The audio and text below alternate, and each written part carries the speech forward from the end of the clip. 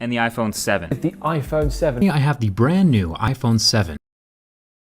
The iPhone 7 launched in 2016. While that's only been 5 years for us, in the mobile landscape that's close to a decade, and the mobile landscape has seen a lot of changes since then. And yet, despite all of that, the iPhone 7 has endured far longer than any other smartphone released in 2016. Believe it or not, Apple still supports the iPhone 7. So that got me thinking, how does the 2016 iPhone 7 fare in 2021? Let's find out. Let's revisit the iPhone 7 in 2021.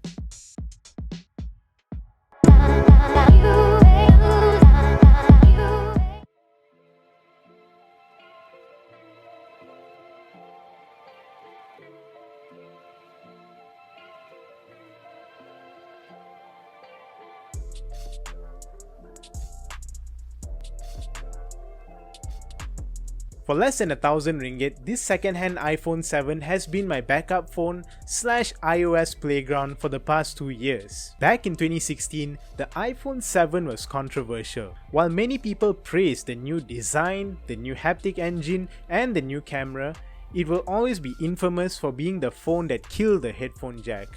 So, what about the rest of the phone? Well, as we can see, it had typical specs for the 2016 market for Apple devices. So for this video, I thought I would switch things up a bit by going over the negatives first. With the iPhone 7, Apple was still playing it kind of safe, and some of these specs really didn't age well, especially when it comes to the battery. Look, no matter how efficient iOS and Apple CPUs are, anything less than a 3000 mAh battery in 2016 was already asking for trouble. And Apple decided to put something less than 2000 mAh in this phone. I can't get even half a day of use out of this phone, and it's constantly being charged throughout the day. I would say it spends more time plugged in than actually being used without a charger. Then there's the lack of a headphone jack.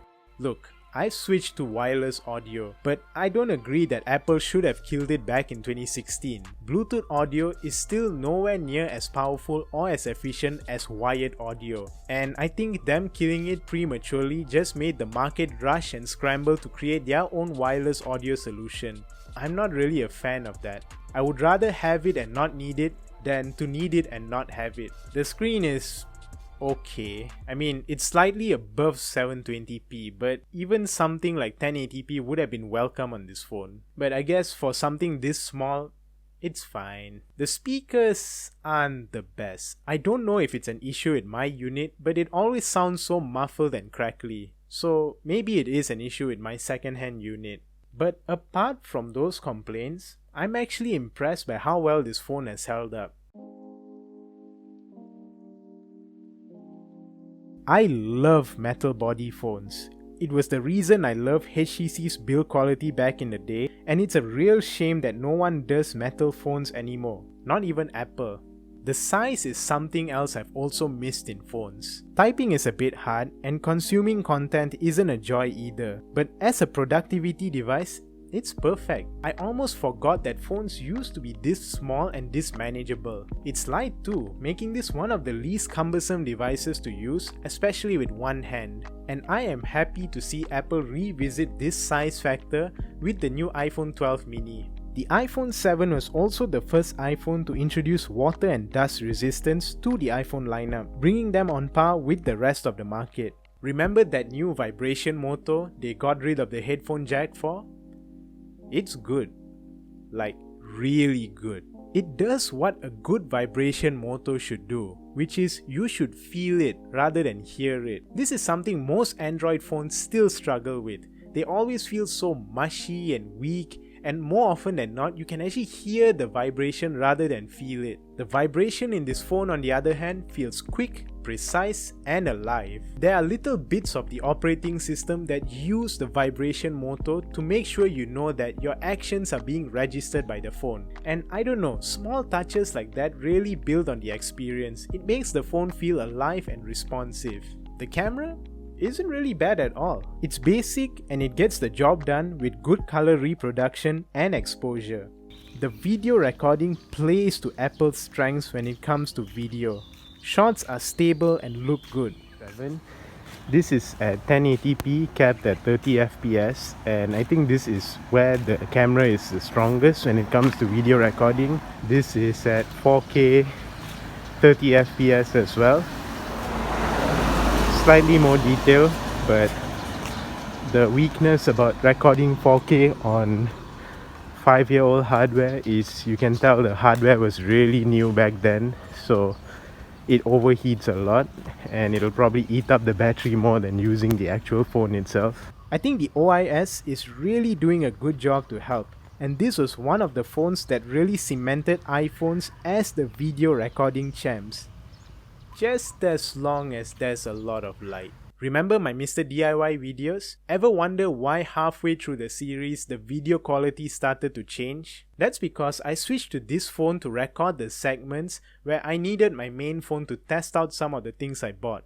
And the difference in quality between my Honor View 20 and the iPhone 7 in low light really became apparent. I can't really blame it because in those 5 years, low light photography has come a long way. So of course it would struggle. The selfie camera is just okay. It was enough for 2016, but for modern users, maybe we've been spoiled by modern phones a bit too much. So this is the front-facing camera test, the video recording. It's capped at 1080p, 30 fps. You can't go any higher than this, but you can go lower than this at 720p, but even in 2016 no one wanted to do that, so the best you're gonna get is 1080p. Now comes my favorite part of this phone, the software support. It's running the latest version of iOS, and it's been confirmed by Apple to get the next version of iOS as well, iOS 15. Do you know what's impressive about that? The Samsung Galaxy S7, the HTC 10, the LG G5 and V20 and the Google Pixel 1 were all released in 2016 right around the time of the iPhone 7. They all cost roughly the same as the iPhone 7 and they perform roughly the same as the 7 as well. And you know what? None of those phones are currently supported. Most of them had their support cut at 2018. The longest one which was supported in those group of phones was the Google Pixel 1, and Google dropped support for it back in 2019. In fact, none of the Android phones released in 2017 and 2018 are supported today, with phones from 2019 going to be dropped soon. And yet, the iPhone 7 has survived. And it isn't some shoddy, half-hearted support either. The performance is still relatively good for hardware this old. I once used this phone for a week as my main phone with no issues at all, except for the battery. And you can bet if the battery life wasn't an issue, I would be switching between this phone and my main phone more regularly.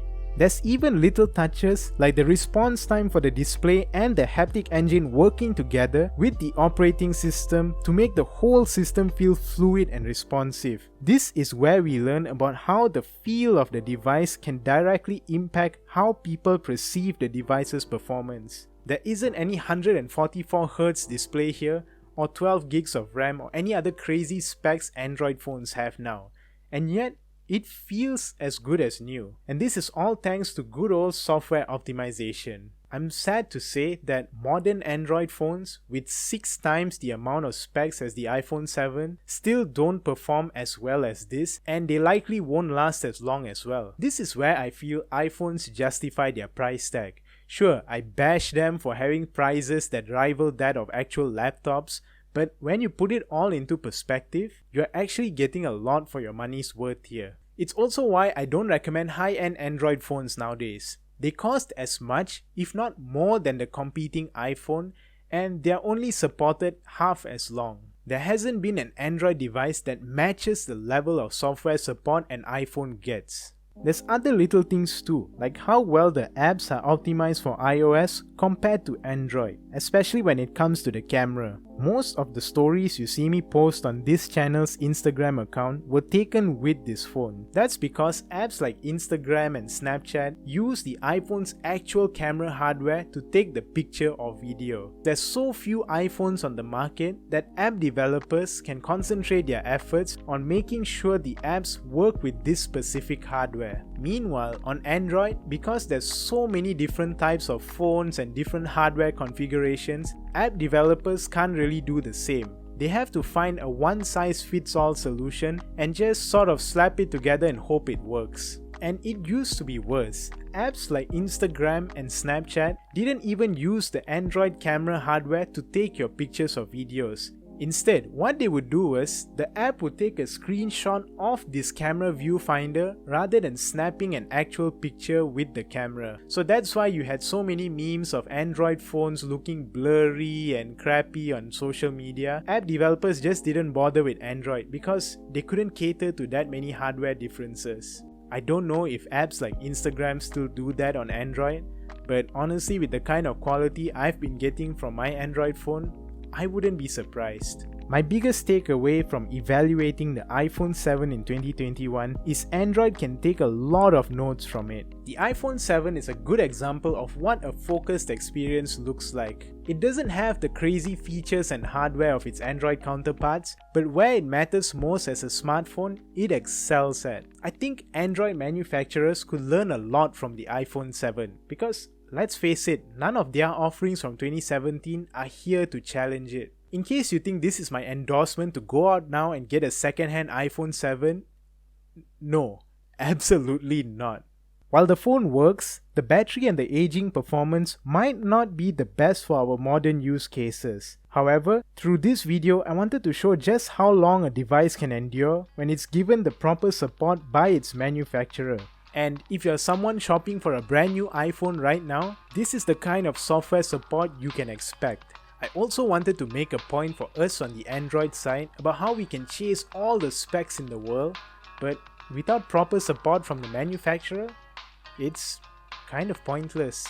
And that's been the iPhone 7 in 2021. I hope you guys enjoyed that. Like, comment, share, subscribe, and I'll catch you guys in the next video. Take care.